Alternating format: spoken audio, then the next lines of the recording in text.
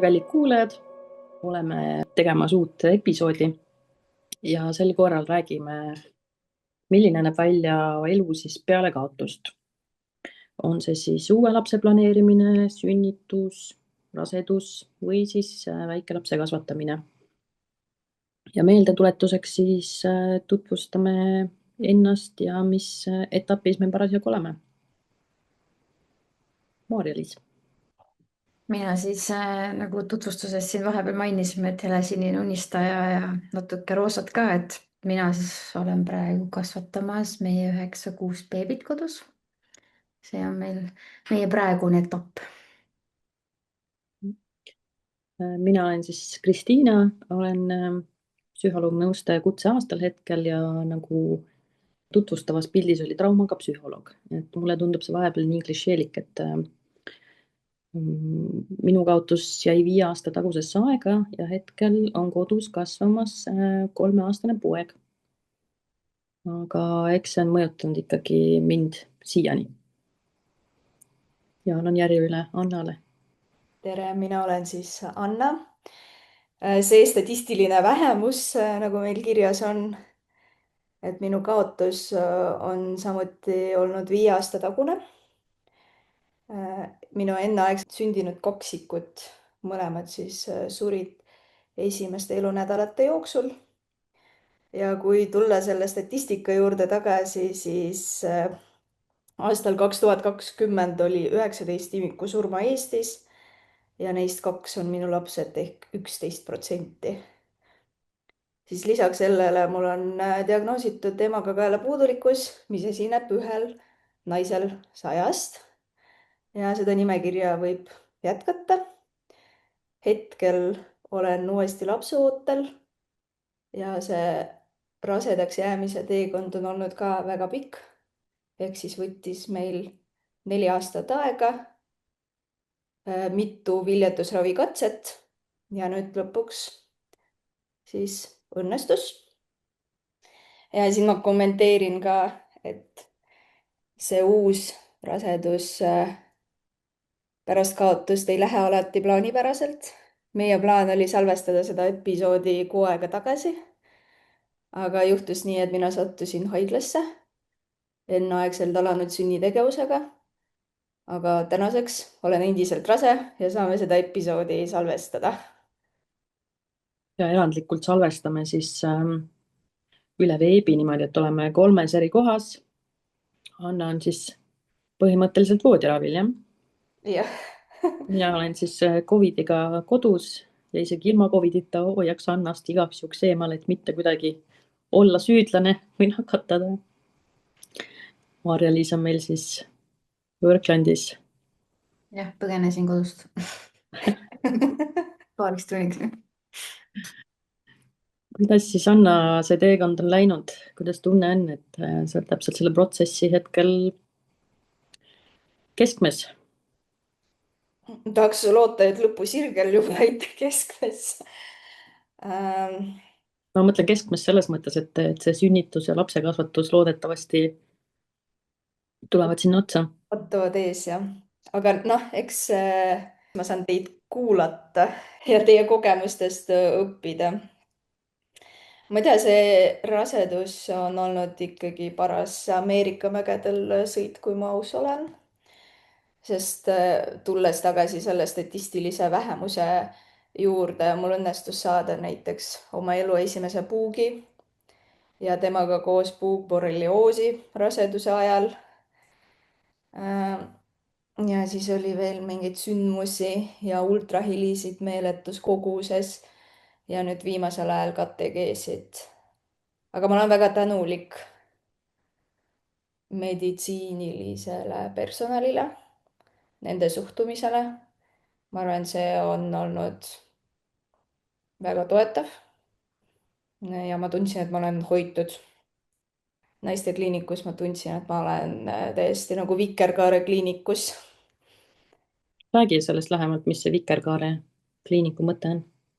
Vikerkaare kliinik on siis kliinik, mis on loodud spetsiaalselt raseduse kaotust, surnult sündi või imikusurma kogenud vanematele, kus siis meedikud spetsialiseeruvad just sellele, kuidas seda uut rasedust parimal viisil jälgida, võttes arvesse kõiki riske ja ka inimese vaimset tervist, sest ilmselgelt see eelnev kogemus mõjutab seda, kuidas me kogeme uut rasedust. ja minu isiklikust kogemusest ma ütleks, et ka uuesti rasestumist, sest on selline mõiste nagu psühhogeenne viljatus. mul on muidugi ka nagu füüsilised põhjused ja viljatuse diagnoos on ka enne olnud, aga ikkagi enne kaotust tulemuseni jõudmine võttis 3 kuud aega viljatusraviga ja pärast kaotust 4 aastat. Vahe käegakatsutav. ehk siis sellel klišeelikul lausel, et lase minna, siis rasestudki, on mingi tõepõhi taga või? Päris nii ei ütleks, sest ikkagi see rasestumine ei toimunud loomulikul teel nagu eelmine kord. Toimus IVF-i teel ja me proovisime ikkagi nagu mitu erinevat protokolli, ka erinevaid ravimeid ja erinevaid asju. ja ilma selleta ilmselt see ei oleks võimalik olnud, sest ka IVF-iga jällegi võttes arvesse mu anatoomilisi eripärasid, see siirdamine oli väga keeruline. ja noh, päris paljud siirdamised on olnud minu puhul keerulised, aga tehtavad. kõik need kogemused omaette tekitavad ka sellist kehamälu traumat kohati. Kindlasti. No siin võib-olla tasuks mainida, et näiteks ma vahetasin kliinikud ja esimeses kliinikus mulle tehti siirdamisi üldnarkoosis enamasti, sest esimene siirdamine tekitas valušokki. Siinkohal ma jällegi rõhutan, et ma olen erand ja tavaliselt see nii ei ole. Tavaliselt siirdamine on valutu ja kestab 10 minutit, aga minu puhul see kahjuks nii ei olnud. Jällegi minu isiklike anatoomiliste eripärade tõttu. Ja pärast seda ma otsustasin vahetada kliinikud. Ja mitte sellepärast, et ma ei oleks rahul sellega, mida eelmises kliinikus tehti. Aga ma soovitasin vahetada ka keskkonda, lootes sellele, et uues kliinikus mul ei ole vähemalt seda füüsilist keskkonda, mis meenutab seda eelnevat kogemust ja valušokki ja kõike muud. Ja minu puhul see isegi toimis, sest uues kliinikus said kõik siirdamised tehtud narkoosita. Ja need olid keerulised, mõnikord me vahetasime pausi, mõnikord siis oli vaja teha testsiirdamist näiteks, et proovida, kuidas üldse seda kateetrit sisse saada. Aga tulemus on käes. Maarja-Liis, kuidas sul oli? Kas oli Vikerkaare kliiniku kogemus? ma ei saa nagu kurta, aga ma nagu mul oli selles suhtes kõik oli hästi ja tore, et ma ei saa öelda, et mul oleks midagi nagu ülivõrdes või et ma saaks kuidagi midagi nagu kirjuda, et ma tundsin, et ma olen hoitud, ma tundsin, et mul on kõik nagu kontrollitud. ja ma käisin ju ka hästi tihti, mul oli hästi palju analüüse kogu aeg, hästi palju ultraheli tehti pidevalt, et selles suhtes mul oli nagu kerge olla, et ma ei jõudnud väga nagu kuskil istuda ja mõelda ja muretseda, sest et mul juba oli järgmine ultraheli või mingisugune nii-öelda läbivaatus, ülevaatus. selles suhtes mul nagu läks ikkagi hästi. et ja ma olin samas vanas kohas, kus ma Georgiga olin. et selles suhtes ma ei vahetanud keskkonda. mina jäin nagu sama teed, kuigi ma tean, et mul mees tahtis, et ma vahetaksin, aga mina tundsin, et ma ei taha vahetada.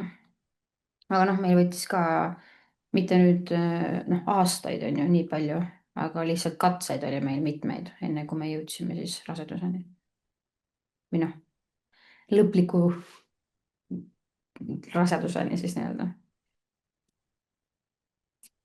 et ei ebaõnnestunud või ei katkenud.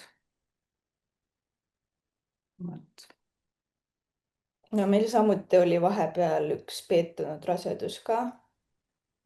ja siis see rasedus loodetavasti lõpeb sünnitusega. ja loodetavasti ka ajalise sünnitusega. Kristina, kuidas sul on, kas sa jäid raseduse ajaks jälgimisele ka samasse kliinikusse, haiglasse?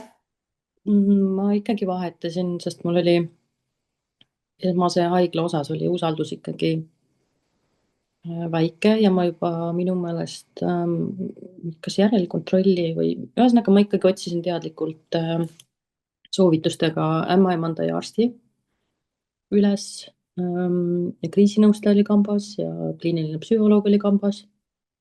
et samas jah, mulle tehti rohkem ultrahelisid, küll mitte nagu väga palju rohkem. selles mõttes raske oli lahti lasta sellest, et ega meditsiiniliselt ma ei oleks saanud ka nagu esimesel korral midagi enamat teha, et see, et ma oleks esimesel korral rohkem ultrahelist teinud, ei oleks vahet olnud. sest minul oli kaotus ju nagu sünnituse ajal, et mul hakkas esimene kord ka loomulik sünnitus, aga siis midagi sünnituse käigus, kui ma olin tegelikult juba haiglas ja aparaatide all, et siis läks midagi nihu. et pigem oli oluline siis see, et see arst, kes oli selline võib-olla traumateadlik või võttis aega, et mul nii ämmaemand kui ka arst võtsid mõlemad aega selleks, et rääkida ja ärgitasid, et mis küsimusi sul on, et ma siis üritasin olla küll hea ja mitte ärev patsient. sest ma juba ma kuidagi iseendale panin selle märgi, et ma olen see nagu ärev kunde.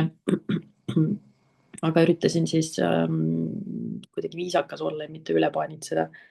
aga nad ikkagi julgustasid kõike seda küsima ja rääkima.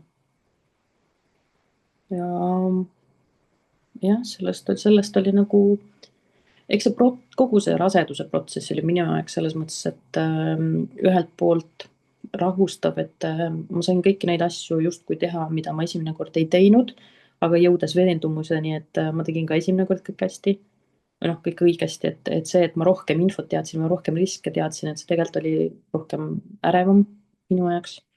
see ei olnud niivõrd abiks.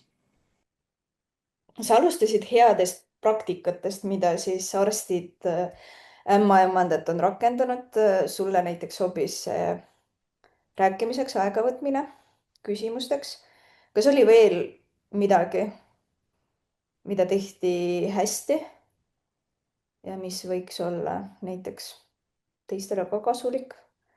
ma arvan, et võib-olla see lihtsalt see mõistev suhtumine, mitte hinnangu andmine, et noh, et mul kuidagi nagu öeldud, et ole vähem ärev või ära muretse või veel midagi, et ta noh, et ta ei andnud nagu hinnangut, et ta lihtsalt oli.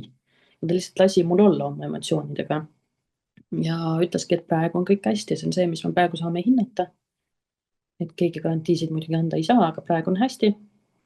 ja vaatame siit edasi, et ta nagu ja ta samas ta ei teinud ka seda, et oleks liiga mitu sammu ette mõelnud, et ta andis mulle nagu järgmise sammu. ma oleks tahtnud kõik 150 sammu ette mõelda, aga ta oli niimoodi, et ahah, oleme hetkes. praegu me saame seda kontrollida, seda saame teha ja nii on. et mis mul enne oli mõttes, oli see, et kogu see protsess oligi leppimine sellega, et on asjad, mida ma saan kontrollida, on asjad, mida ma ei saa kontrollida. et see oli ikka kõige raskem. et jõuda selleni, et see lõpuks ongi lihtsalt mingi lootus, et läheb hästi ja see ongi maksimum, millest sa saad kinni võtta. ja minu jaoks on ka selline kulgemine lihtsalt. oled, ootad ja kulged. Maarja-Liis, kas sul olid nagu mingisugused head praktikad, mida sa kogesid raseduse jälgimise ajal? me võtsime ise selle seisukoha, et üks analüüs, üks test, üks visiit, üks asi korraga. et ei ole mõtet nagu ette mõelda. see aitas, et ma teadsin, et okei, et täna ma käisin ära ja järgmine kolmapäev, siis vaatame edasi. ja mul arst ka, kes mind jälgis, oli selles suhtes ikkagi nagu, ta oli rahulik, mulle sobis see. et ta oli ise hästi rahulik ja selline ja ka andis mulle nagu aega alati. Noh, kui ta küsis, et kas sul on küsimusi, siis see ei olnud sellepärast, et noh, kas sul on veel küsimusi või pigem, et kas sul on küsimusi ja kui on, siis ta nagu tegeleb ja vastab nendele, onju. Et see, noh, ma räägin sihuke nagu natuke hoituse tunne, et ma ei tundnud, et keegi mind hullult nagu hoiaks ja ninnu-nännutaks, onju, aga lihtsalt, et ma teadsin, et kui ma sinna kabinetti lähen, et siis päriselt ollakse nagu minuga kohal. aga jah, mina ise ja noh, mehega mõlemad võtsime selle, et üks asi korraga, sest et nii kui me hakkame sealt mõtlema ette, siis see asi läheb loppuma. no siis ingliskeelses raamatus The Worst Gang, The Worst Girl Gang Ever, seal oli selline termin nagu scanxiety Mm-hmm. ehk siis ultraheli ärevus. kuidas teil ultrahelide läbiviimisega oli või KTG või midagi? no ma võin esimesed ultrahellid, esimesed kuud, kõige esimene ultraheli, mis mulle tehti, issa, ma ulgusin ulgusin korralikult. ja ma ei mäleta, mida see arst mulle seal lõpuks rääkis. ma siiamaani ei mäleta, aga ega need järgmised ka ei olnud nagu, ma ei läinud kunagi nagu suure rõõmu või ootusega ja läksin ära küll, et okei, praegu on hästi. ja siis, et vaatame nagu edasi, et ikka need esimesed kuud olid sellised, käsi ikka kogu aeg värises ja süda puperdas.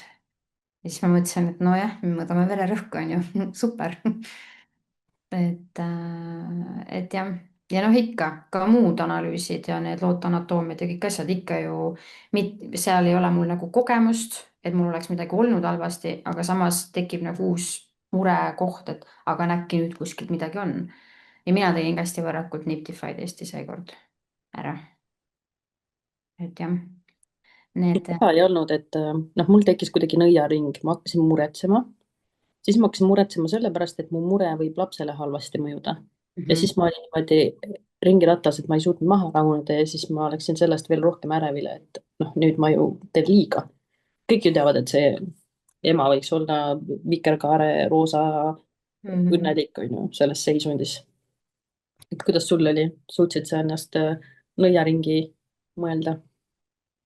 eks ikka vahel, selles suhtes, et ega nüüd on nagu hea öelda, et ma ei mäleta enam nii palju aga eks mul ikka oli selliseid hetki, kus ma kodus nutsin, autos nutsin korralikult.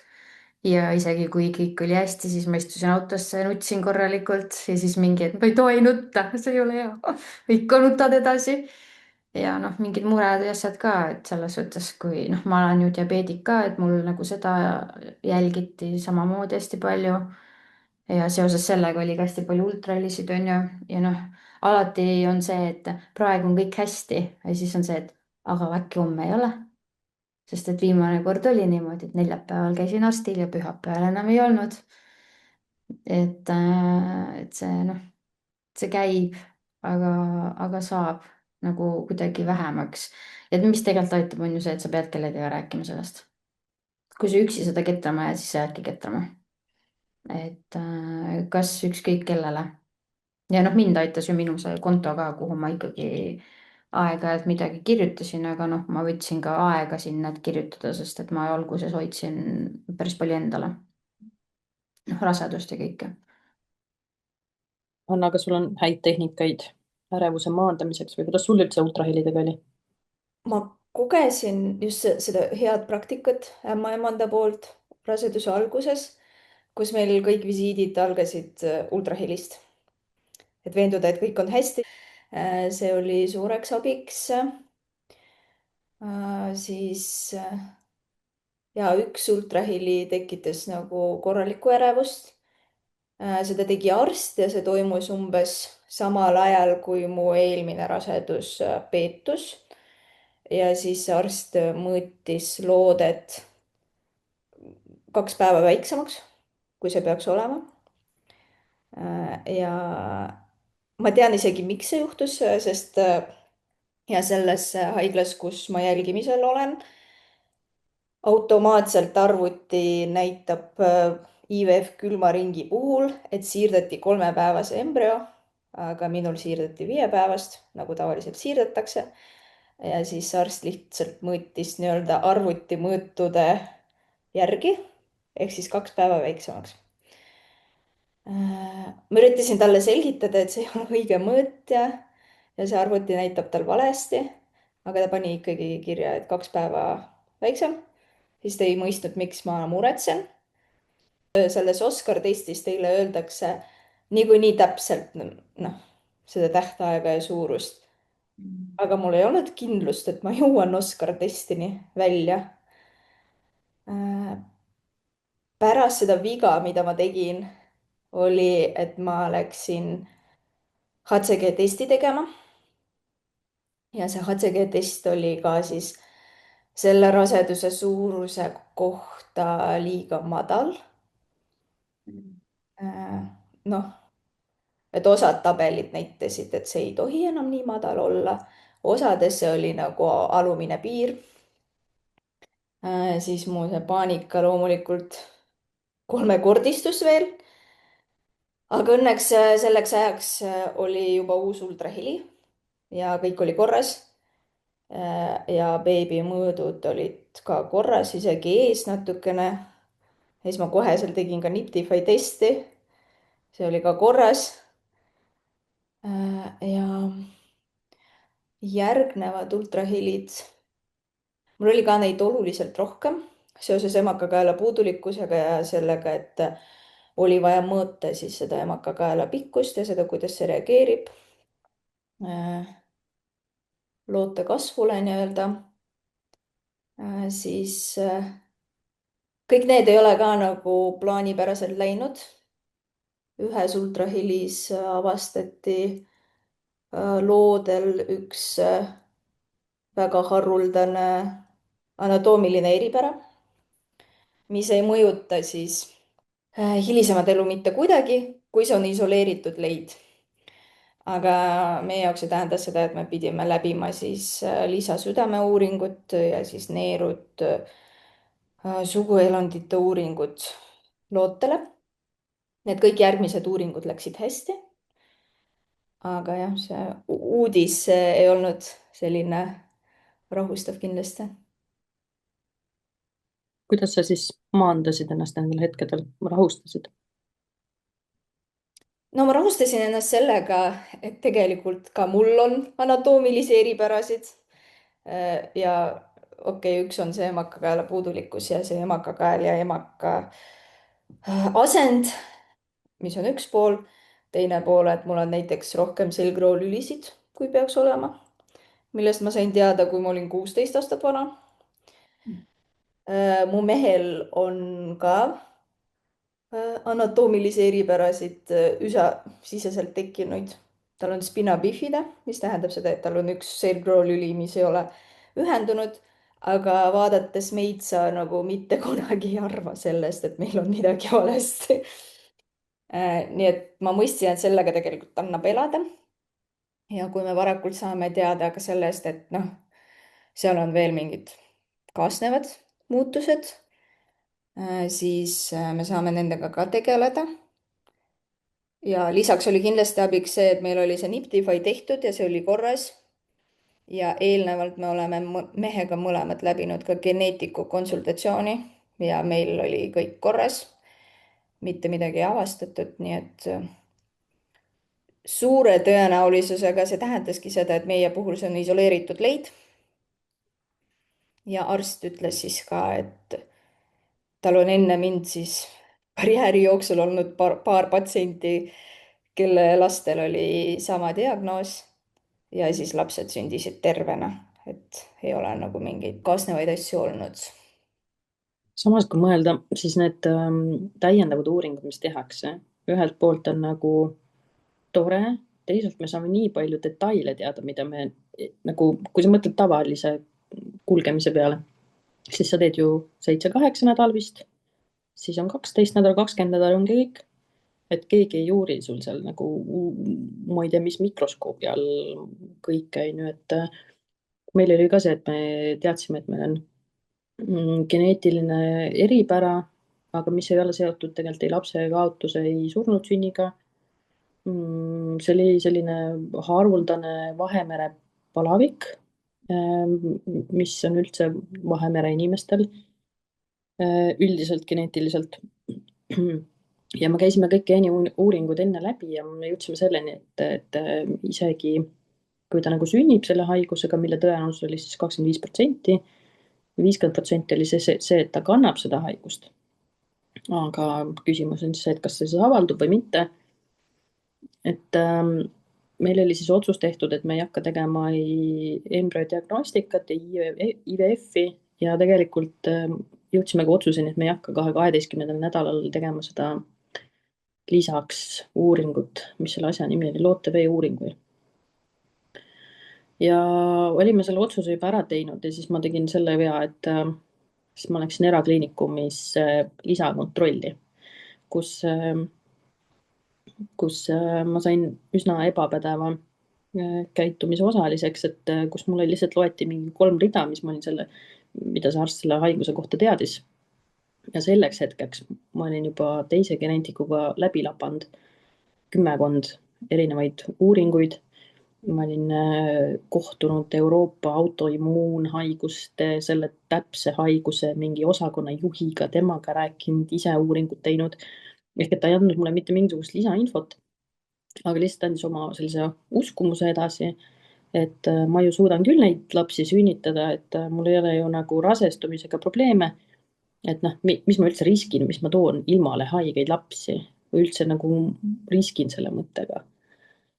siis ma ütlesin, kuulge, et noh, et meile öeldi, et see IVF ei ole nagu, ei tee protsessi nagu lihtsamaks. ta ütles, et noh, et ei peagi, et noh, et sünnitad ja katkestad, sünnitad ja katkestad seni, kuni nagu terve tuleb. Ja siis ma mõtlesin ka, et kas te kujutate ette, et mul on nagu üks trauma selja taga ja siis ma nagu iseseisvalt langetan selle otsuse. noh, ma saaks aru, ma langetaks selle meditsiinilistel põhjustel, kui tõesti selle lapse elukvaliteet oleks nagu arstide hinnangul tõsiselt häiritud, on ju, aga selle haiguse puhul meil ei olnud tegelikult viiteid, et see oleks teda nagu kuidagi väga tugevalt häirinud. või noh, sellel oli ka kindel ravi olemas, mis enamikel inimestel väga hästi toimis. ja ta selles mõttes ma nagu teadsin, et see on selline noh, väga hinnanguline suhtumine, et see ei ole nagu, ei ole see, et ta oleks mulle meditsiiniliselt mingit fakte või teadmist juurde andnud. aga ma ikkagi jooksin oma arsti juurde ja küsisin selle loote anatoomia välja. no kogu see loote anatoomia protsess oli ka selline, et arst oli väga ärev, ütles, et noh, et siin on 7 sentimeetrit seda rasvakihti, et noh, suuna, kuidas tahad seda nõela, ta läheb ikka sinna, kus ta tahab. sa mõtled seda looteveeproovi? ja siis ta oli selle õega ka üsna närviline ja siis, kui see läbi sai, siis ta hakkas mulle mingit infot rääkima. ja siis ma ütlesin talle, et vabandust, aga mu aju hetkel ei nagu, ma kõik see aeg üritasin mitte liigutada ja mitte hingata ja mitte seal ventileerida, sest ma tahtsin paiga peal olla, et laps liiga ei saaks, aga kui see läbi oli, siis ma tahtsin kabinetist välja saada. et ja tegelikult, kui ma enne seda protseduuri küsisin mingeid geneetilisi asju, siis ta kuidagi andis mulle selle hinnangu, et ma olen juba eos ärev, et ma olen asju oma peas välja mõelnud, et ma peaks psühholoogi juurde pöörduma. aga jah, sealt tegelikult tuli see teadmine, et laps on terve, aga samas, kui ma küsisin, kas ta on kandja või ta on terve, siis öeldi, et seda ei uuritud. jah, selles osas oli ikka ärevust täis see rasedus küll, jah. aga mis mind toetas, oli see, et noh, erinevad psühholoogid, rasedus, kriisinõustamine ja ma käisin koolis edasi. ma küll veeresin seal suure kõhuga, mõtlesin, et noh, teised oleks ammu juba kodused, aga mingi rutiin, mingid omad tegevused olid need, mis mind kuidagi hoidsid tegevuses. sest kui ma jäin koju, siis ma hakkasin kerima. ja siis läks minu meelest hullemaks see asi.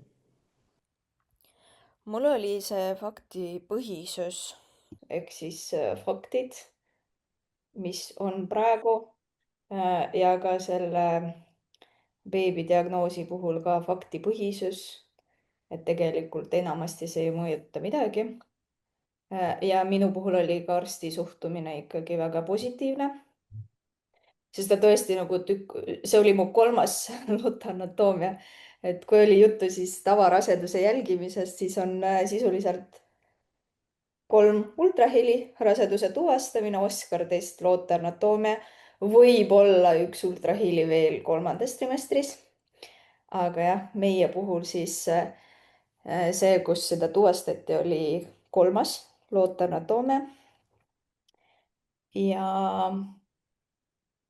ta tegi seda tükk aega. mul oli kõht juba päris suur, et mul oli nagu päris ebamugav olla. et siis ka ta lubas küljele keerata ja kuidagi nagu me leidsime viise, kuidas seda teha parimal võimalikul viisil. ja märkasin ka, et ta vaatab nagu kuidagi väga pikalt südant ja asju.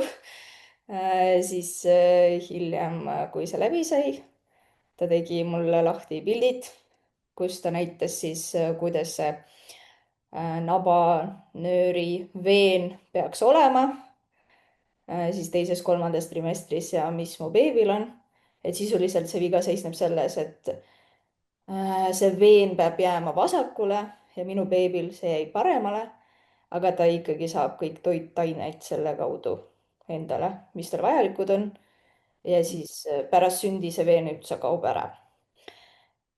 ja siis ta selgitas seda tükk aega ja selgitas, et kui on nagu avastatud sellist asja, siis tuleb teha lisauuringuid. selgitas, mis need lisauuringud on, pani mulle aja, mis oli hea, et ta pani enda juurde seda aega ka, et siis ei peaks nagu uuesti lappama seda lugu. ja pärast küsis ka, et nagu kuidas on vaimselt selles mõttes, et kas sa oled nagu nüüd väga mures või keskmiselt ja kuidagi nagu rääkis sellest mitte füüsilisest poolest ka, et ta võttis seda aega, et küsida, kuidas ma nüüd nende tunnetega lähen, mis oli väga positiivne.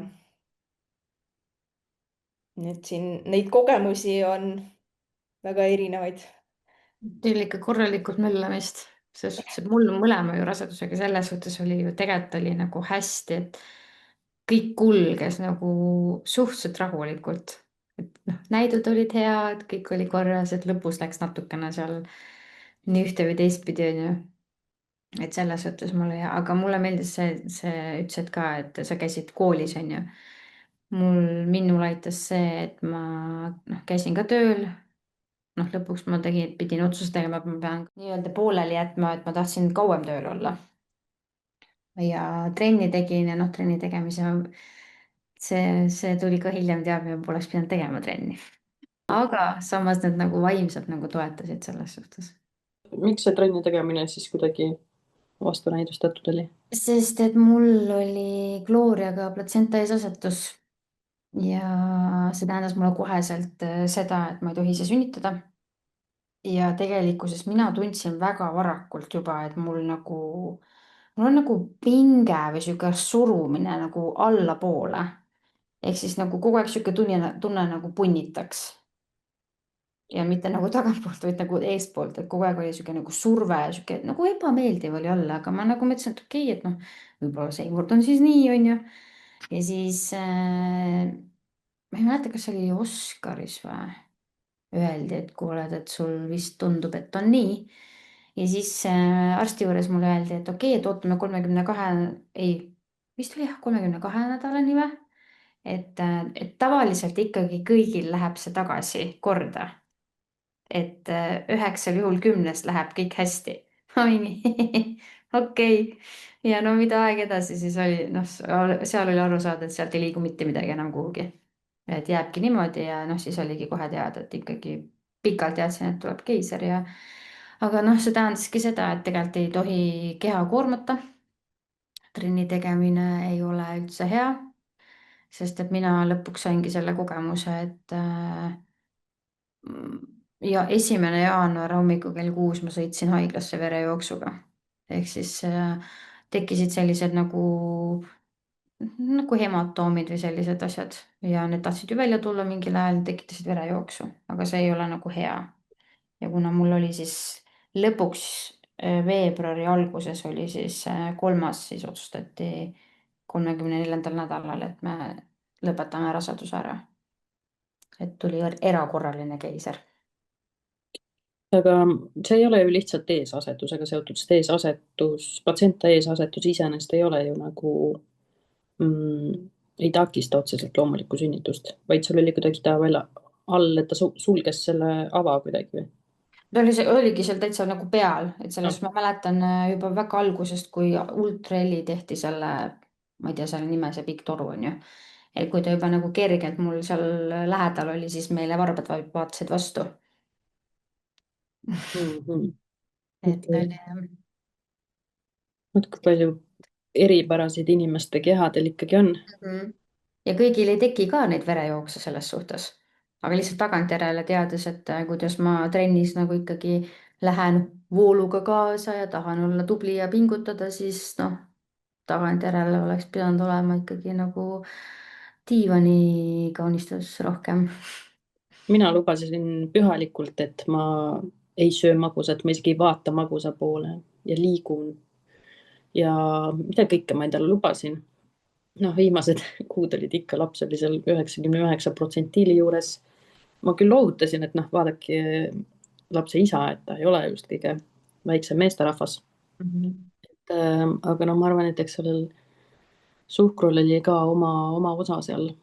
aga ma mõtlesin, et noh, et see hirm peab ju olema nii suur, et ma siis ei söö, aga noh, tutkid See on jah. kartsin ja sõin, kartsin ja sõin.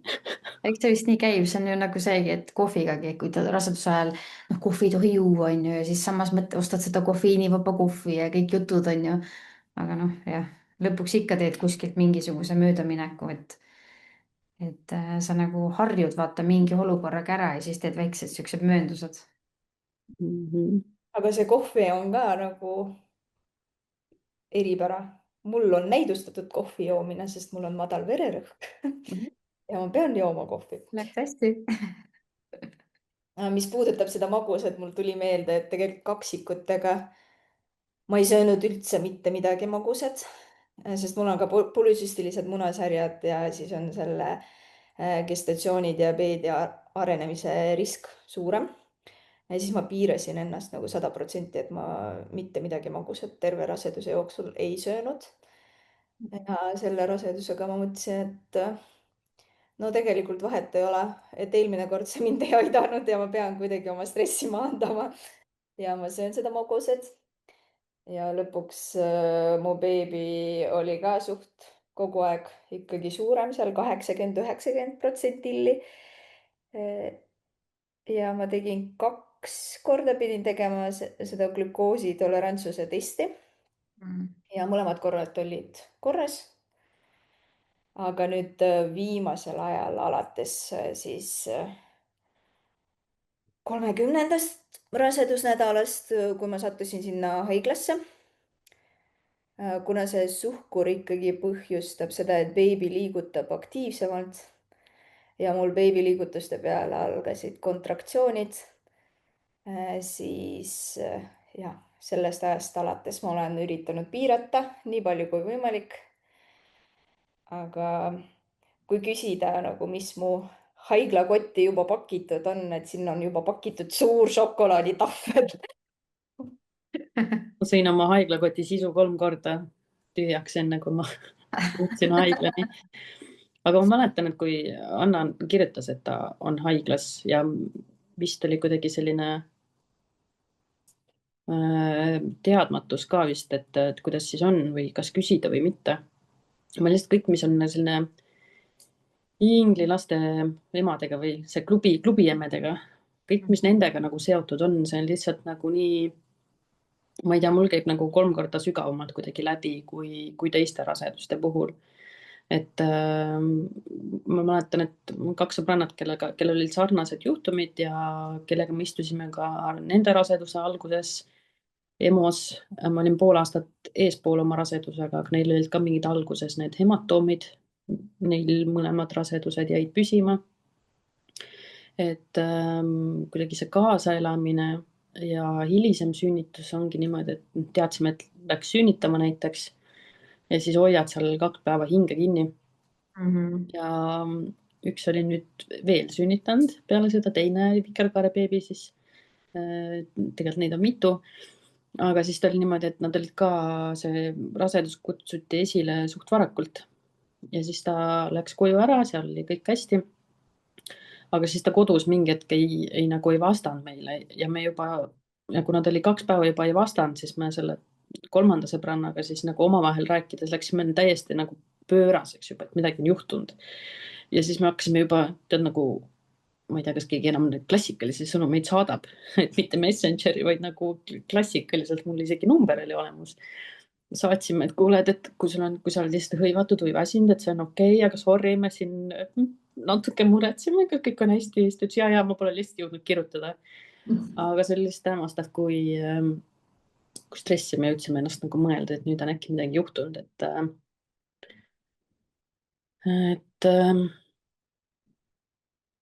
ja kuidas teil, kas te nii-öelda omade pärast muretsete rohkem?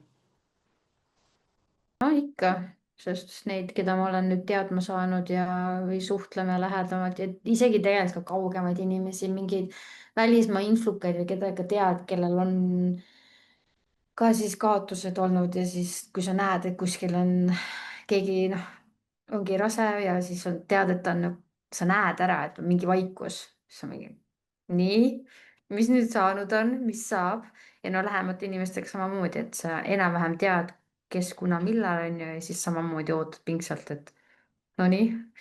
ja no väga-väga hea tunne on nagu, kui sa näed, et tegelikult kõik läks hästi, aga see kaasaelamine, see pinge, see on nagu, see on kohati vahepeal ikka suurem pinge kui see ise, mis sa läbi tegid, noh, ma ei tea, mul küll vahepeal niimoodi on tundnud. Anna, kuidas sul? Mul sama, aga ma nüüd hakkasin mõtlema selle peale, et kuidas meie mehed on seda kogenud. Sest mida mina praegu näen, on see, kuidas minu mees nüüd, mida rohkem aeg edasi läheb, seda rohkem ta on mures.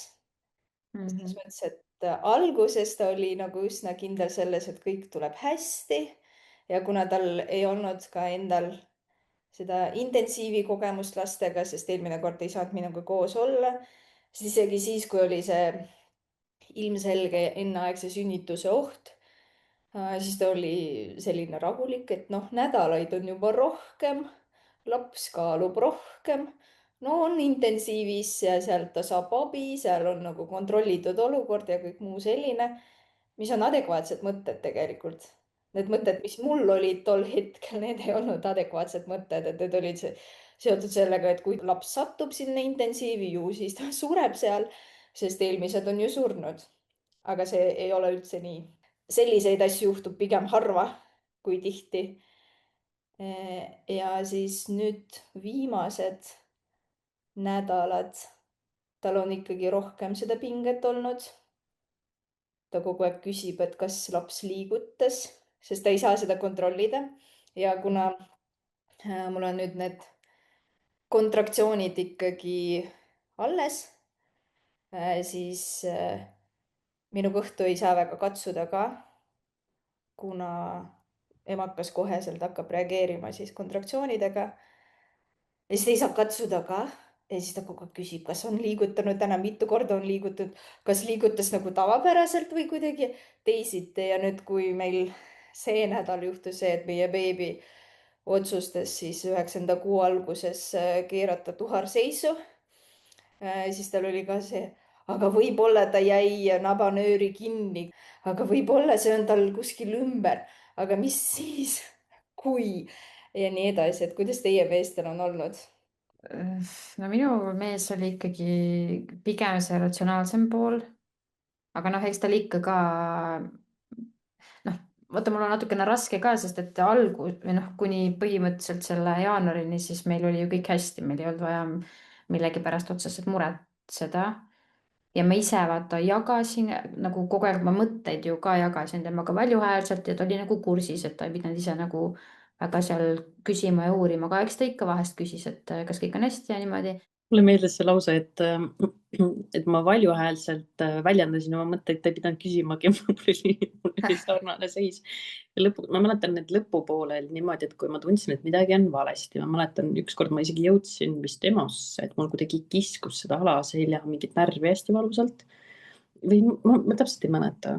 Vahepeal, noh, seda hetke ma ka mäletan, kus ma tilkusin mingit asja ja siis ma mõtlesin appi, kas see on lihtsalt see mis ollus see nüüd on, kas see võib olla nüüd see limakork, kas see on lootevesi, kas mul lihtsalt nagu, kas ma olen lihtsalt püksi teinud, et kuidas ma kurat eristan, on ju, ja siis istud ja guugeldad ja mõtled, Jesus Christ, ma olen nii vana naisterahvas, teine rasedus ja ma istun ja guugeldan ja nuusutan ja vahin ja näppude vahel keerutan, üritan välja mõelda, mis minust välja voolab.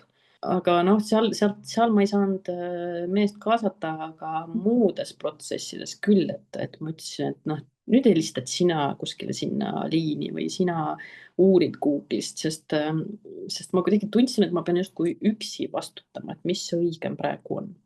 Et kas praegu on õige maha rahustada või ma peaks midagi tegema või ma peaks haiglasse minema. Et ma ütlesin, mul on vaja nüüd keegi, kes mõtleb kaasa. Et siis ma andsin kindlad juhised, et siis ta nagu arutles minuga kaasa. Sest minu jaoks oli see kuidagi jah, kõige hirmutavam kuidagi, et kuna minu kehas on, mina pean seda tajuma, midagi tunnetama, mida ma ei taju ja ma ei tunneta. Ja noh, mul oli hästi teistmoodi ka, et minul oli ka platsenta eesseinas, esimene kord oli tagaseinas. Kogu see tunnetus oli teistmoodi, ta asetus oli teistsugune, ta seikles teistmoodi seal kõhus. Mul ei olnud mingit rütmi nende südamelöökidega. Ta luksus hästi palju, ükskord luksus 40 minutit. Kui ei liiguta, siis on mure. Kui liigutab liiga palju, on mure. Et see kuidagi tähelepanu on nii üle kuidagi stimuleeritud või kuidagi niivõrd fokusseeritud sellele. Et ma vahepeal seal ikka lugesin neid lööke, siis neid lööke oli liiga palju. Et kõik need teemad jah, et aga ta pigem oli vist rahulik jah. No mind kindlasti rahustas see, et mul oli plaaniline keiser paika pandud. Kui ma oleks pidanud lihtsalt ootama, kuni see loomulik sünnitus hakkab, siis ma ei tea, ma oleks vist haiglas sisse jalutanud. Ma enam ei jaksa, võtke välja. No mul on praegu see plaanilise keisri aeg ka olemas. Aga ma ikkagi mõtlen selle peale, aga mis siis, kui midagi algab enne seda? Kas sul oli ka midagi sarnast või? Jaa, aga mul vist oli mingi paber, kus oli kirjas vist, et on nagu näidustatud, et siis ma seda paberit kandsin vist minu meelest kaasa, et ma mõtlesin, kui ma peaks jõudma, siis ma viin seal paberiga, ütlen, et ma jalad ristis, ma ei sünnita. Mul oli ka see plaaniline keiser oli ju paigas, aga noh, siis nädal aega varem tuli erakorraline. Ja minul oli ka, noh, sellest mul oli, platsenta oli taga seinas, aga ees asetus. Ja tänu sellele siis ei tohi ise sünnitada. Ja siis mul oli ka see ikkagi mingi aeg hakkas nagu koputama, kui need verejooksud asjad olid. Mis siis saab? Mul ei ole kogemust nagu, et mul hakkab sünnitegevus ise pihta ja kõik sellised asjad, et mis siis nagu saab. Aga mehega seoses see, mis ma mõtlesin, et ta käis iga visiit muga kaasas.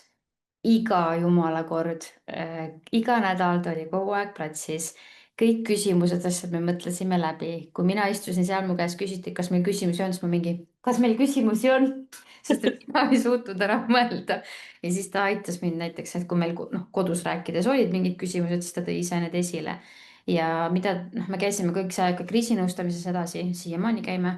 Ja seal ta ütles ka, et kui nüüd midagi on, siis ei ole see, et kas me lähme, kus me helistame, vaid et auto juba käib ja me sõidame EMO-sse. Et siis ei olnud nagu enam seda mõtlemiskohta. Et see muutus ka väga kardinaalselt. No, mul oli hästi vastandlik selle EMO-ga, sest ma mõtlesin, et kui rasedusnädalaid oli vähe, siis minu peast käis läbi see, et aga mis nad ikka saavad teha. Et ja isegi kui ta nagu sünnib, siis ta on liiga väike. Ja ma mõtlesin, mis vahet seal on, et kas ma lähen sinna või ma ei lähe, et uudised on nii halvad. Ja siis ma pigem ei tahtnud minna. Aga siis ma mõtlesin, et okei, aga noh, ma ei tea ju tegelikult kõiki asju ja nagu me praegu ka uurime, et noh, et tegelikult seal on nagu nii palju, mida need arstid nagu teavad ja vaatavad, mida arstid meile ei räägi. Ja kui seal on lihtsalt nii palju detaile tegelikult, noh, mida nad võib-olla saavad teha, et võib-olla liialt lihtsustada enda jaoks ka ei tasu. Pigem ikkagi ära käia. No eks see EMO kogemus oli ka, et ühelt poolt üks naisterahvas istus, selgitas mulle, seletas ja mul oligi sellest palju abi, sest mind hirmutas see, et mulle lihtsalt öeldakse, et tunneta ja vaata ja kui midagi on valesti, aga mul oli vaja kuidagi nagu, andke mulle need numbrid või vahemikud või kust ma saan aru, et siiani on okei, siit maalt ei ole enam okei. Et ikkagi ise julgeda nagu küsida ja siis ja siis nad seletasid. Aga noh, neid arste sattus ka ikka seal, kes oli EMO-s, et aga te ei jookse verest tühjaks, et mis häda siis on. aga õnneks vähe.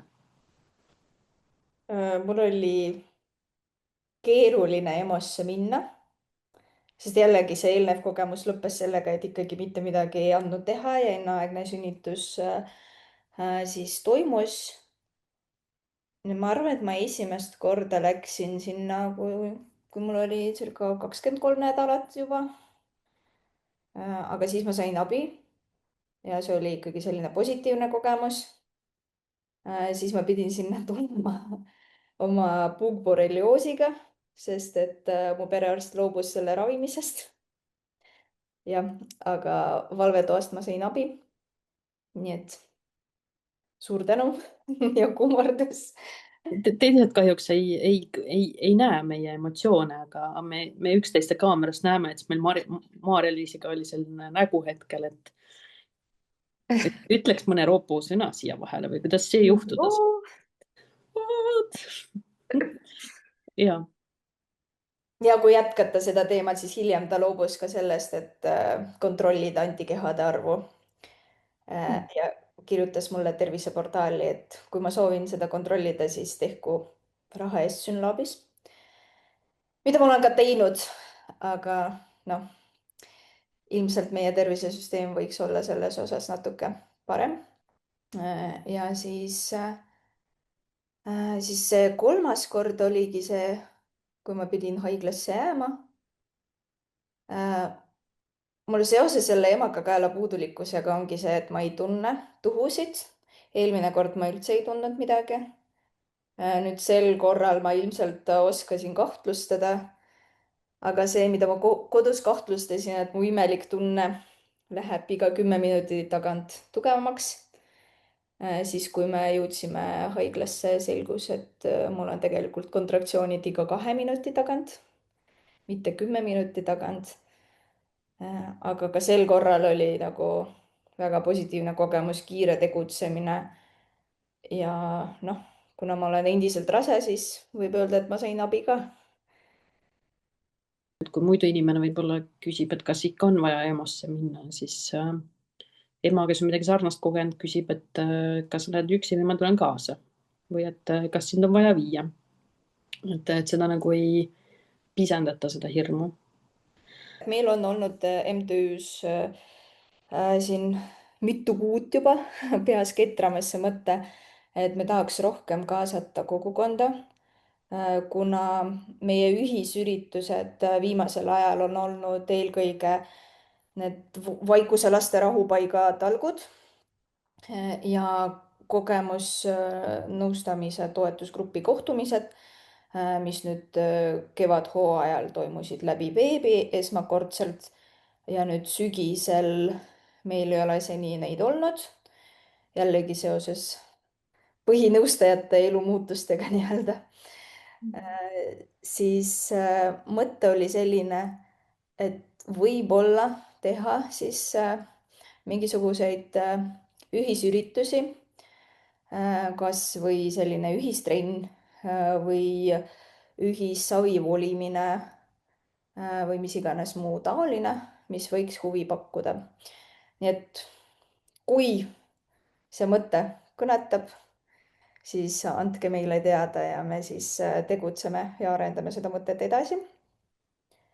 meil oli lihtsalt üks juhtum, kelle lähisugulane on treener, kes pakkus meile nagu klassikaliselt või tavaliselt, kui mingit perekonda tabab selline sündmus, siis nad tahavad selle heaks midagi teha või kuidagi toetada neid teisi vanemaid. ja inimesi töötab erinevatel erialadel, igaüks tahaks kuidagi natuke omamoodi panustada. ja siis pakkus selliseid kinkekaarte, aga siis me mõtlesime, et sinna karbi sisse päris seda vautšerit panna, see võib-olla kukub halvasti välja, mitte nii, nagu me seda mõtleme oma peas. ja mõtlesime ka selle peale, et see sihtgrupp, kes nii-öelda ei ole enam nii tugevas leinas, kes on nii-öelda eemale liikunud, need, kes hoiavad Vaikuse laste gruppi mute'i peal et need ju ikkagi tunnevad ikkagi sellist nagu kaasaelamist ja tahavad teada, kuidas läheb ja võib-olla ongi mingid põnnid juba ringi jooksmas, aga samas eks see mõte seal kuklas ikka on või kuidagi see ühtekuuluvus. et mõtlesimegi, et võib-olla sellises vabamas vormis teha neid kohtumisi, aga jah, kuna see sihtgrupp on nagu väike, siis hästi oluline on, kui te meile nagu kirjutate ja teada annate oma juhtumistest, oma mõtetest. mida rohkem inimesi meile teada annab, seda suurem kindlus meil on, et muidu 2 inimest kirjutab ja siis me mõtleme, et äkki ülejäänud 20 ka tahavad, on ju, aga siis tegelikult pole mõtet teha. et vot, mis teie vajadused on, mis teie ootused MTÜ-le on, mis me teha võiks? aga nüüd siis liigume kulminatsiooni juurde ehk siis sünnitus. sünnitus ja ma saan aru, et see viimane sünnitus teil mõlemal on olnud keiser. mul nüüd tuleb ka keiser. kaksikutega mul oli esimene kaksik loomulik sünnitus ja siis sellele järgnes erakorraline keiser. Maarja-Liisel, sul oli vist loomulik sünnitus esimene või? jah, esilekutsumisega. kuidas siis need kogemused on olnud?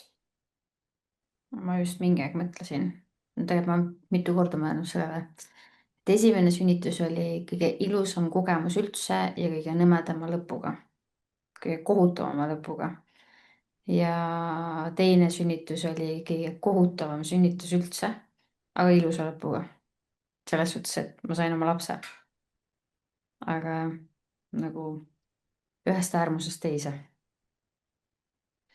et minu keiser oli ju selles suhtes erakorraline, ma ei saanud seal mehega olla, ma üldse seda keisrit ma ei tahtnud, ma teadsin, et see tuleb. mulle ei meeldinud see mõte. ma kartsin seda lausa isegi. kogu see aeg, kui ma seal laua peal olin, ma lihtsalt palvetasin, et ära jää magama, sest mul oli nii meeletu uni ja ma kogu aeg mudisin oma näppe, et lihtsalt tunne midagigi. ja siis see opisaalis see lamp, mis su seal põleb, see ju peegeldas kõike, ma ei saanud ülesse ka vaadata, siis ma vaatasin oma numbreid kogu aeg. ja ma nii soovisin, et keegi oleks minuga rääkinud, aga keegi ei rääkinud minuga. ja siis üks hetk oligi, sain aru, et ahah, Gloria võeti välja ja viidi intensiivi. siis mind õmmeldi seal kinni, õmblemise ajal oli oih, ma mingi, mis asi see oli. aga niit vist läks katki ja siis tehti uue niitiga, aga mul oli mis see. selles suhtes nagu keiser ise ja kõik oli okei, aga mul oli, noh, mind viidi palatisse ära. ma lõpetasin enne 12 ja pärast 1 hakkas selline horror pihta, et õhtu kella 7 ma oma peas mõtlesin, et ma ei taha enam, et laske mul ära minna. et mul olid meeletud krambid, ma higistasin, mul olid krambid vist iga mingi, noh, ma tean, et iga natukese aja tagant, mis aja tagant, ma ei tea. ma sonisin lõpuks, ma olin siis 2 päeva selleks ajaks söömata. ja lõpuks sain ka vereülekande. et ei olnud ilus, pulss oli mul kogu aeg 160. mul läks süda ka lõpuks nii pahaks. ja kui ma ei tea, õhtul äkki oligi 7-8 aeg või, kui arst lõpuks tuli, küsis, et mis kõige suuremat muret teeb. ja ma teadsin, et ma ei tohi oksendada, sest et mul on haav ja mul hakkab valus. see oli mu ainuke mõte, mis mu peas käis. ja siis ma ütlesin, mul on süda nii paha ja siis ta ütles, et oh, meil on selle vastu rohtu, ma mingi, kus sa varem olid. aga selgus siis see, et mul oli see verekott, mis pidi koguma, see oli paigast ära läinud ja kogu see veri kogunes mu sisse. ja sealt tulidki need krambid ja pulss ja kõik asjad ja siis doktor Kirss siis lihtsalt manuaalselt tõmbas selle kõik välja ja mul hakkas sekundi pealt hea.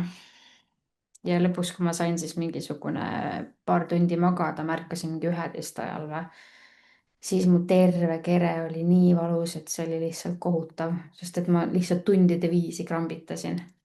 ja last ma polnud selleks ajaks üldse näinud, ma polnud kuulnud, ma polnud näinud mitte midagi. ja ma nägingi siis teda alles järgmise päeva lõuna paiku või. ja kõige suurem Egertiga me ütleme, et see oli kohati nagu nõme, võib-olla hea, aga samas nõme. et õhtul tuli siis üks teine arst sinna kontrollima või midagi ja siis küsis, kuidas on, mis on, et praegu on hea. siis ta ütles, et noh, aga positiivne see, et sul jäi emakas alles. ma mingi, mida? et tuli välja, et ka selle ilmajäämise oht oli väga suur nagu selle platsenta eesasetuse ja kõigega, et kui verejooks näiteks kestab ja järgi ei jää, siis nad peavad ära eemaldama. siis mul oli nagu okei, tore teada. et jah, ei olnud ilus. et ma olin nagu vahetult enne seda, kui arst tuli sisse, doktor Kirss sisse tuli, siis ma mõtlesin, et ma ütlen Egertile, et palun laske mul ära minna, ma ei jaksa enam. ma olin lihtsalt nii läbi omadega. aga jah, läks hästi.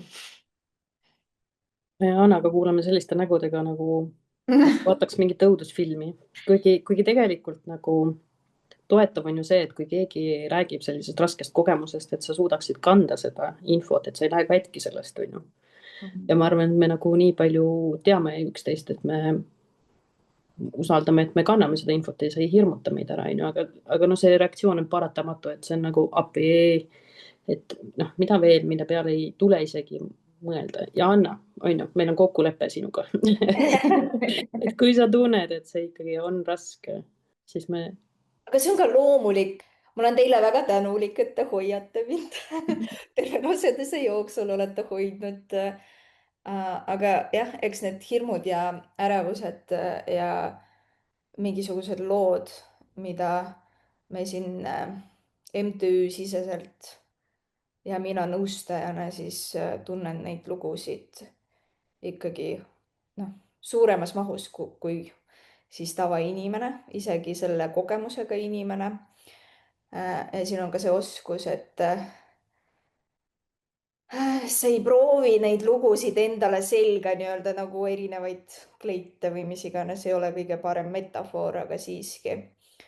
et ma arvan, et igaühe lugu ja kogemus on erinev ja minu kaksikutega siis teise kaksiku sünnikogemus keisriga ei olnud ka oluliselt parem.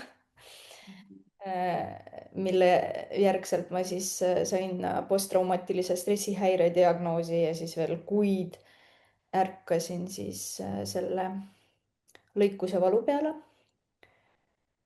ja nüüd tuleb siis uuesti keiser. suure tõenäolisusega siis tuleb selle seljasüstiga, ma pean ka samuti ärkvel olema. aga mu lootus praegu on, et mees saab juures olla, kui me jõuame selle plaanilise keisrini. ja siis mu lootus on ka, et doktor Kirss jällegi teeb seda keisrit. sest see on inimene, keda ma nagu 110% usaldan. ja see on ka inimene, tänu kellele ma olen veel endiselt rase ja mu laps ei ole sündinud siis mõõdukalt või hilisenneaegsena. noh, seni, tal on veel paar päeva aega, et tähtajani jõuda. aga ma arvan, et siinkohal on usaldus väga oluline.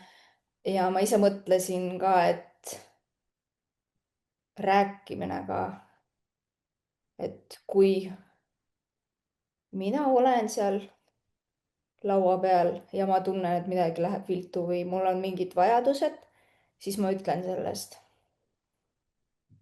mul oli niimoodi, et haiglas oli siis plaaniline, tulime, ja võib-olla on huvitav ka see, et nädal enne mu ärevus oli ikka suht kõrge ja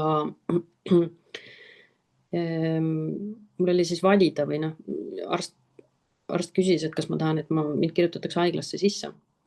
ja siis ma küsisin, et kas on midagi, mida nad saavad nagu ekstra teha, sest minu meelest tol hetkel veel ikkagi välja ei lastud haiglast, et kui sa juba sisse kirjutatud olid. ja siis nad ütlesid ei, et noh, et kui on vajaduse korral, kui on soov, siis saab KTG-d teha, aga muud nagu väga midagi lisaks teha ei saa. ja siis ma saingi aru, et siin ongi see ootamine, kus sa ei saa kontrollida midagi, sest sa võid selle ultraheli ära teha. noh, samamoodi nagu ma küsisin nabanööri kohta, onju, et kus ma tean, et miks me nabanööri asetust ei vaata. siis ta ütles, et aga ta nagu sipleb ja 15 minutit hiljem võib see olukord teistsugune olla, et see ei anna meile nagu väga midagi.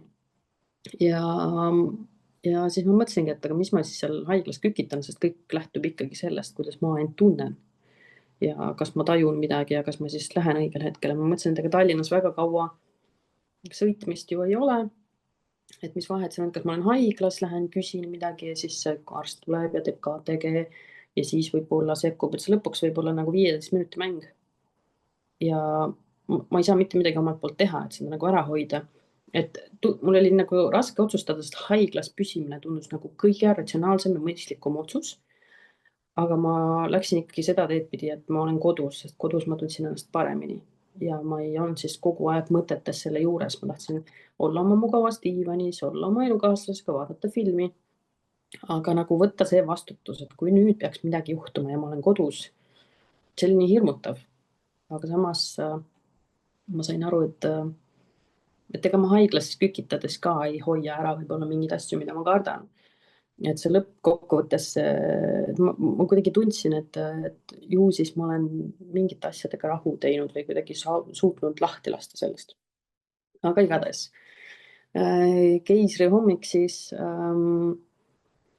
minu juures käis ka see kirurg rääkimas minuga. Ja ma rääkisin talle oma nagu hirmudest ja ma palusin, et minuga opilaual nagu räägitaks ja et last ei viidaks võib-olla minema. Mul lubati, et mees võib seal siis kohal olla, oli oma kenas mütsikeses. Tehti samamoodi see seljasüst. Ja suht veider tunne oli jah see, et kui sa oled nagu ärkvel, siis sikutatakse ja tõmmatakse mingeid asju välja ja nagu. Ja ma mäletan, et peale seda süsti, nad vist ütlesid, et need külmavärinad on loomulik selline nagu kõrvalnäht, aga ma ei tea, kas see oli mu ärevusest, traumast või see oli sellest süstist. Et ma taas kord vedelesin seal laua peale ja värisesin. Ja siis näidati seda last ja siis ma ootasin ja, et hakkas nutma või häält tegema, siis mul oli korra nagu kergendus, anti isa kätte, aga ta tundus mulle kuidagi ikkagi nagu lilla või ühesõnaga ühelt poolt oli nagu kergendus, siis nad ikkagi läksid ära sealt, kuni mind siis kokku õmmeldi. Ja mind viidi siis intensiivi ja siis ma vahepeal küsisin, et kas neil on nagu hästi ja siis nad vist ei vastanud mulle midagi ja mul oli niimoodi mine kõik jälle, et aga siis ma mõtlesin, et no ma tegelikult ei tea. Tegin oma seal hingamisharjutusi nagu üks korralik ventilaator. Ja siis, kui ma sinna intensiivi jõudsin, siis seal polnud ka nagu last veel ja siis ma mõtlesin, no täitsa, et jälle. Ja siis ikkagi toodi see laps, siis aga siis ei olnud meest jällegi, sest mees saadeti vahepeal nagu välja, sest intensiivid ei tohtinud tulla.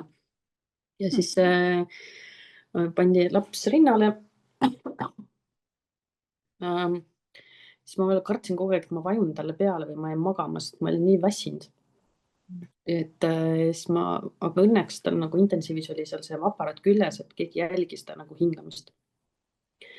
Aga ma tahtsin hästi kiiresti sealt ära saada, sest ma teadsin, ma saan perepalatisse ja siis on mees ka seal. Ja kui ma peale esimest kaotust keisrit, no ma ei saanud 3 päeva enam-vähem nagu püsti, aga mul ei olnud motivatsiooni ka püsti tõusta ja see oli nii valus. Ja ma veel 1,5 nädalat hiljem suht vaevaliselt liikusin, siis peale seda keisrit mu motivatsioon oli selline, et ma olin mingisugune 4 või 5 tundi hiljem juba kappasin püsti. Ütlesin, et Rai, ma lähen nüüd pessu. Siis mul hakkas silme eest natuke pilk ära minema, siis tädi ütles, et minge tagasi pikali nüüd. Ja siis ma istusin ja ootasin, et kuna ma saaks nagu, kaua ma ootama pean, mis ma nüüd tegema pean. Et siis käisin, lõpuks sain ikkagi suht kiiresti sealt minema.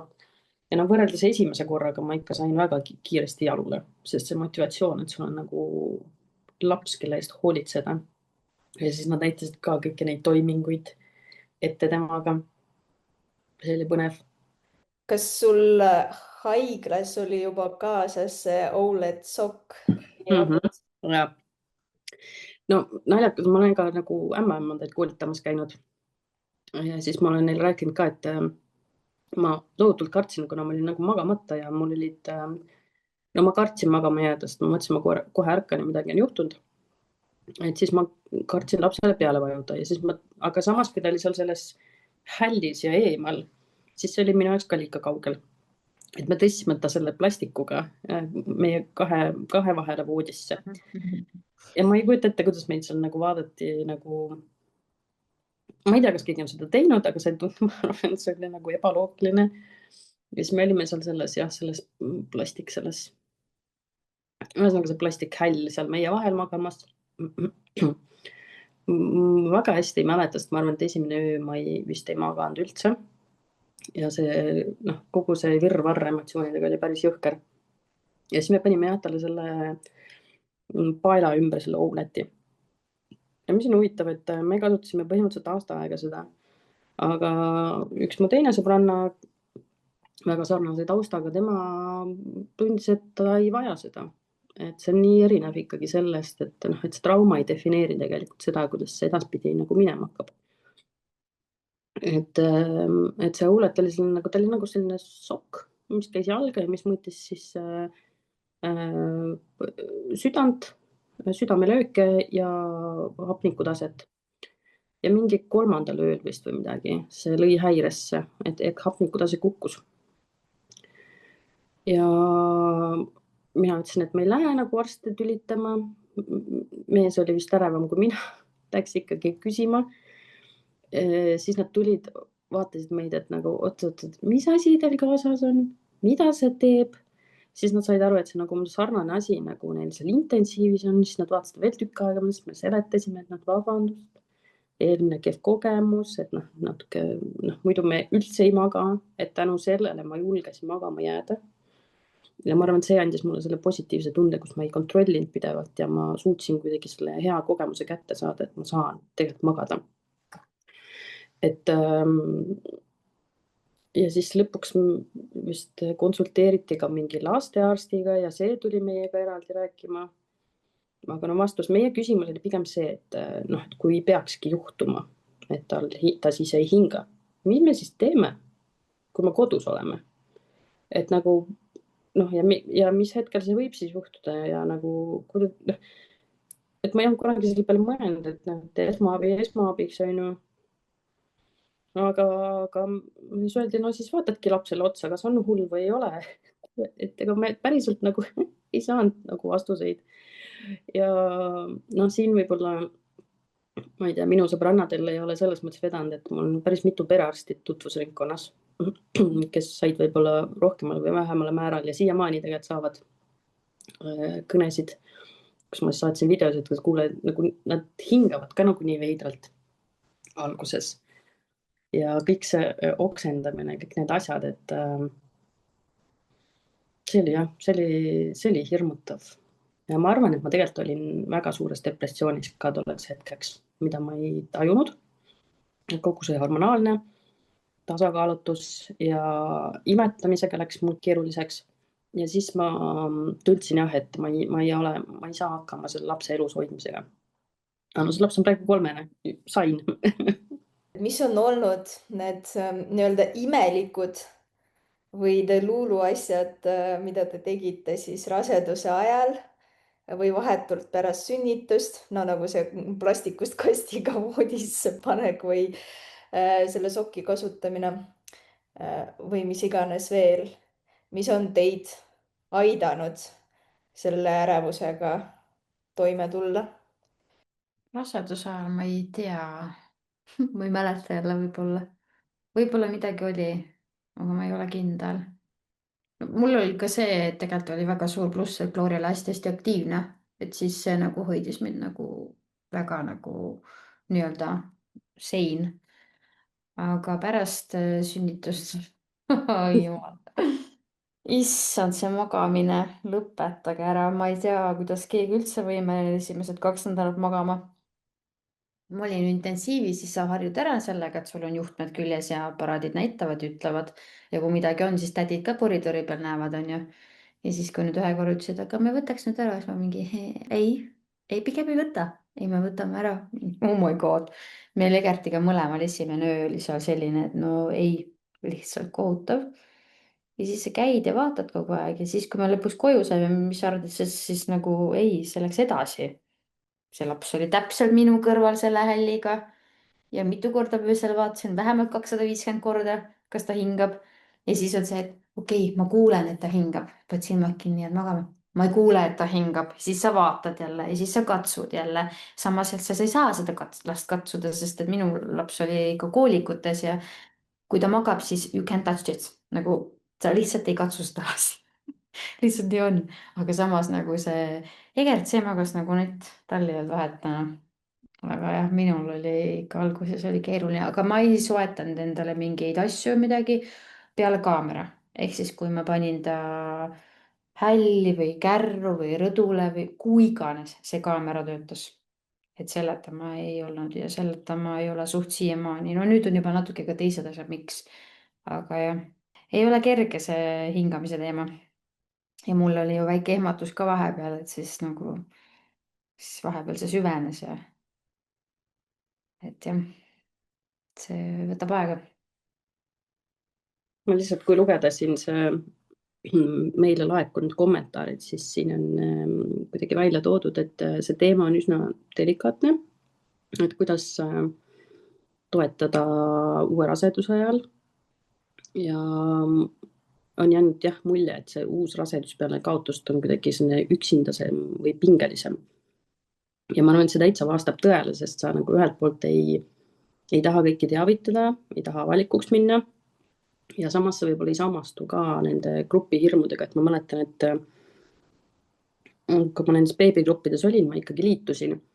aga kui sealt korragi käis mingeid, et ma ei tea, et ma ei tunne hästi liigutusi või mul on mingi see ja siis teised soovitasid ära pabla, siis ma mõtlesin, et okei, et kuidas ma nüüd nagu kirjutan, et siin on noh, võib-olla teatud riskid, midagi võib-olla võiks jälgida, ilma et ma liialt nagu paanikasse inimesed ajaks.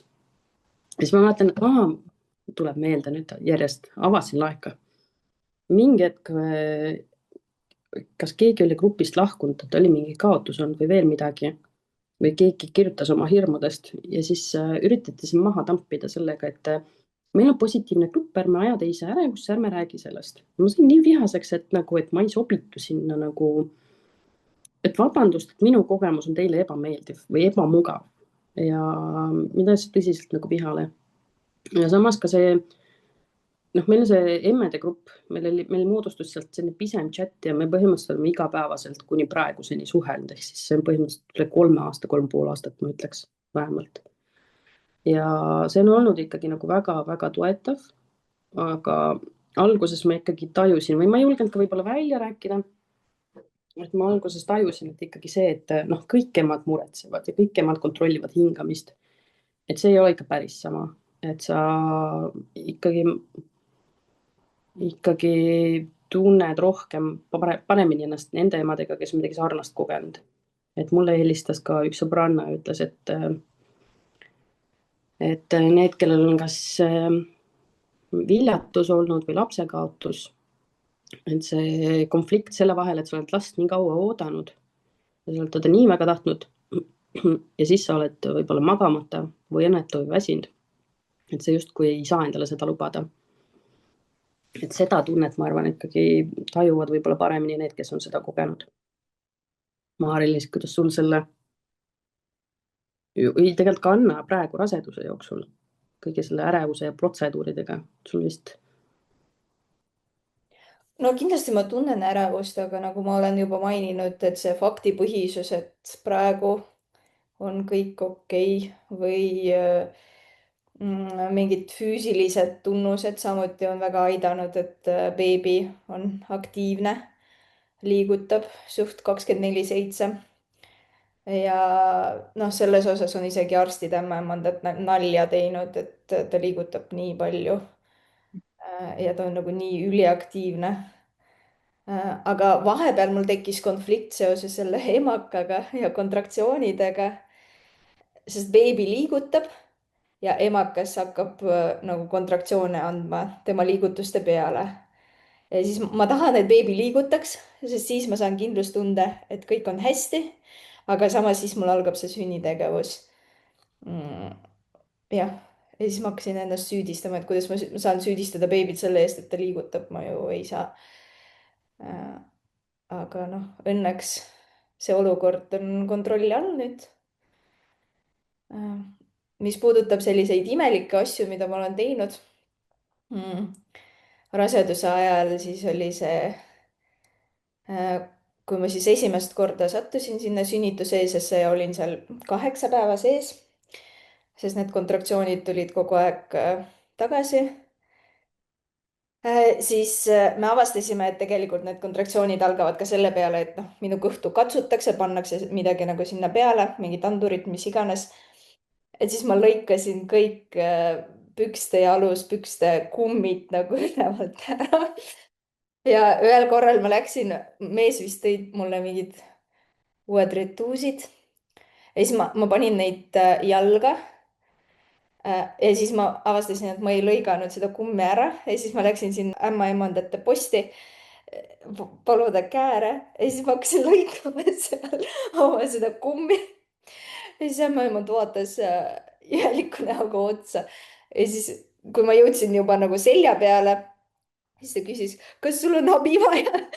no vist küll. siis ta ütles ka, et see on esimene kord, kui ta lõikab patsiendi riideid katki.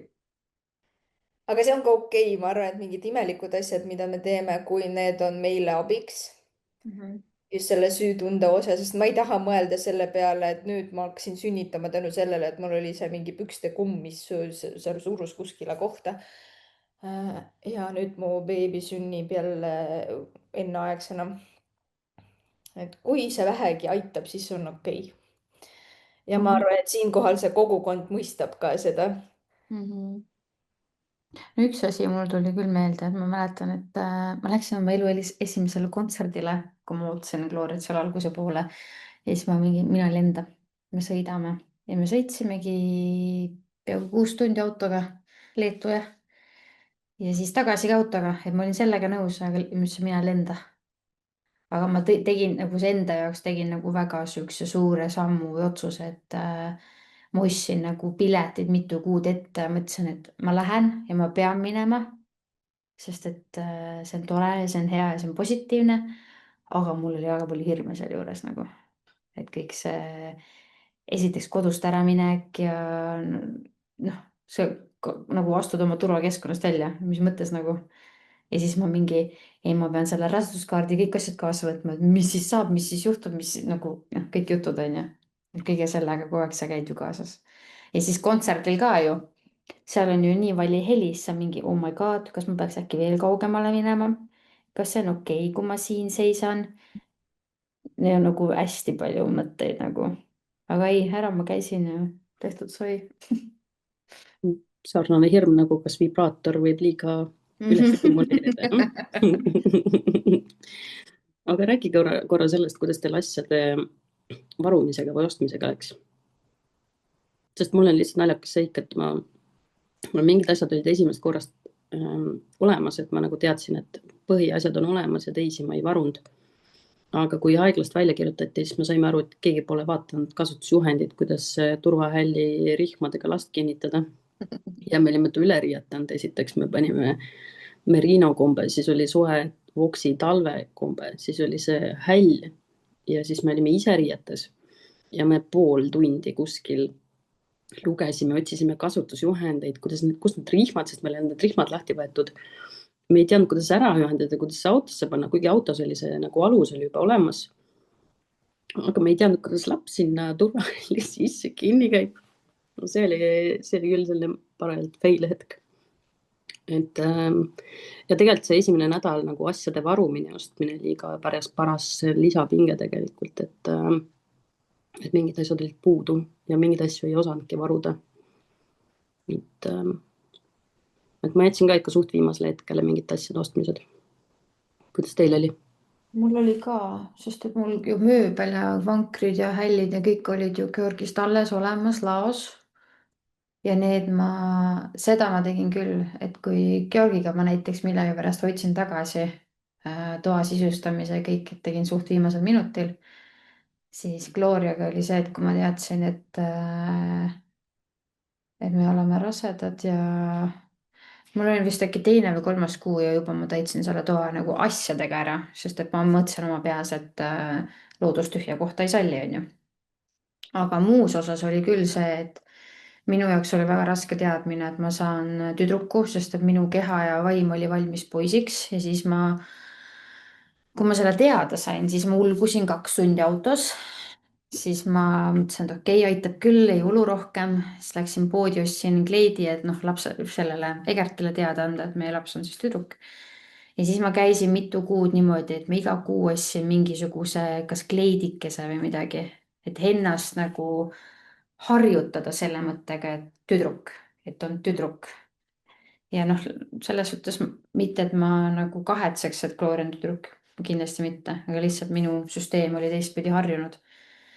Aga kõik muus osas ka ma soetasin ikkagi suht viimasel minutil, noh, riided ja sellised asjad.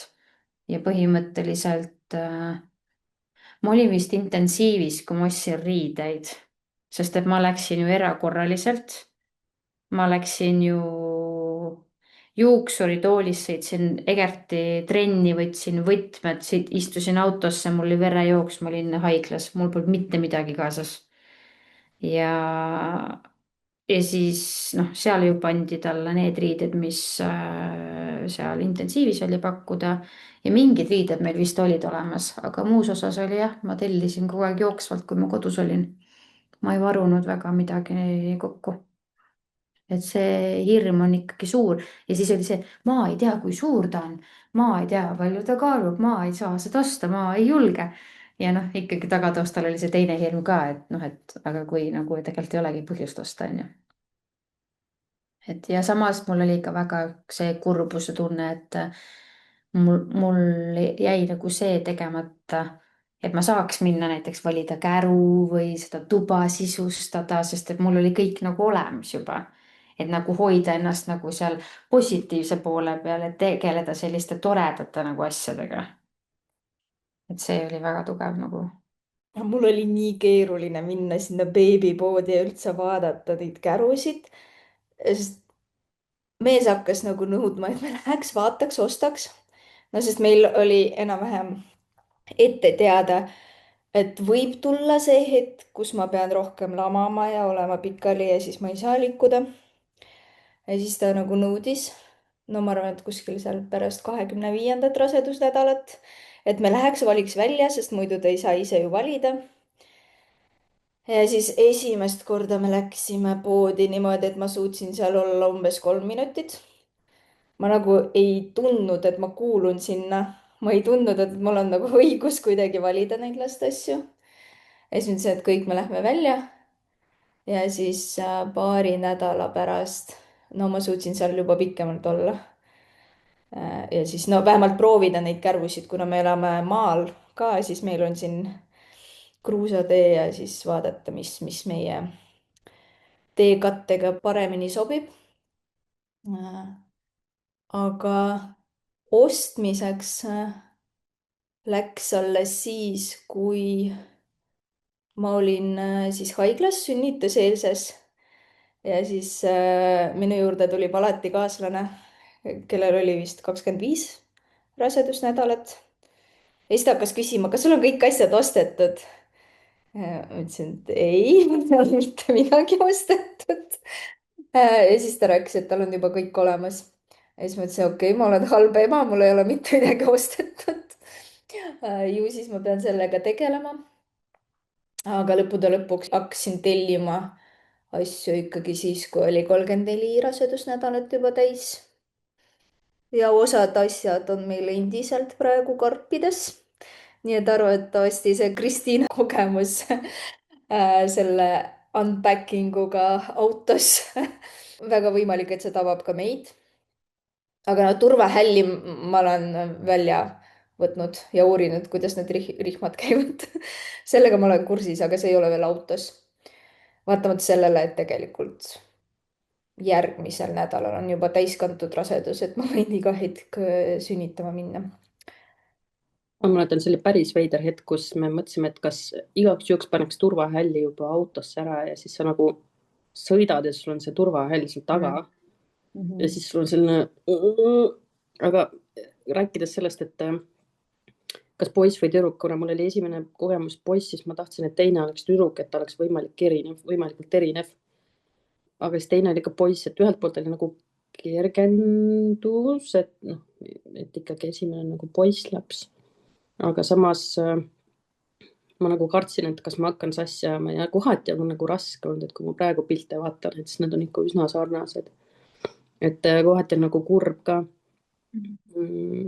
Ja teiseks see, et noh, tüdrukud tahaks ka. Aga ühelt poolt mul on see, et ma ei ole valmis seda kõike läbi tegema, samas kui ma eile hakkasin albumit kokku panema ja piltidest. Ja praegu isegi kuulad, siis ikka on see hormoonid peksavad üle ja mõtled, aga äkki. Et praegu 3 aastat hiljem ei tundu enam kõik nii õudne. No soo kontekstis mul eelistusi ei olnud, sest mul kaksikud olid poiss ja tüdruk. Ja nüüd siis tuleb tüdruk. Nii et jah, ma seda nagu suurt vahet ei taju või ei tunne. Aga mul on olnud päris mitmed mõtted seoses sellega, kuna ma olen siin aastaid olnud kunstiõpetaja, siis ma tean väga hästi seda Vincent van Goghi lugu. Et tegelikult Vincent van Goghil oli vend, Vincent van Gogh, kes oli sündinud surnult täpselt aasta enne seda, kui see Vincent van Gogh, keda me kunstnikuna tunneme, oli sündinud. Ja siis hiljem on tekkinud päris mitmed spekulatsioonid seoses sellega, et võib-olla see Vincent van Goghi vaimne tervis oli selline, nagu see oli seoses sellega, et tema justkui tajus, et ta on selle eelmise Vincent van Goghi asendus. Et ma arvan, et see on kindlasti üks asi, millele tähelepanu pöörata. Ja üleüldse see mõttekäik, et kuidas meie vaimne tervis ja ärevus võib mõjutada meie lapsi. Et just nagu lapse tuleviku kontekstis. Minu jaoks see on nagu väga oluline teema. Aga ilmselt see on meie järgmiste episoodide teema juba. Ja selle episoodiga võiks hakata need otsad kokku tõmbama. Ja andke meile teada, kuidas selle episoodi mõtted teid kõnetasid. Ja kui edasi minna siit lapse kasvatuse teemaga, et mida veel võiks puudutada või millest rääkida. Ja kindlasti kirjutage meil seoses kommuuni teemaga, kui teil on mõtted, ideid, kas oleks huvilisi sellisele toetavale naistekeskkonnale, kes tahaks võib-olla natukene koos aega veeta, aga mõistavad siis erinevaid tundeid ja leina sellel teekonnal. Ja vabatahtlikke ootame me ka alati enda hulka. Ja kui võtta kokku siis tänase episoodi teemad, rasedus ja sünnitus pärast kaotust. Ma arvan, et see põhiline asi, mis muutub, on see, et kui pärast kaotust sa näed seda positiivset rasedustesti, siis see ei võrdu sinu jaoks sellega, et 9 kuu pärast sa sünnitad terve beebi ja siis ma ei tea, aasta ja 9 kuu pärast ta saab aastaseks ja nii edasi. Ja ma loodan, et me suutsime anda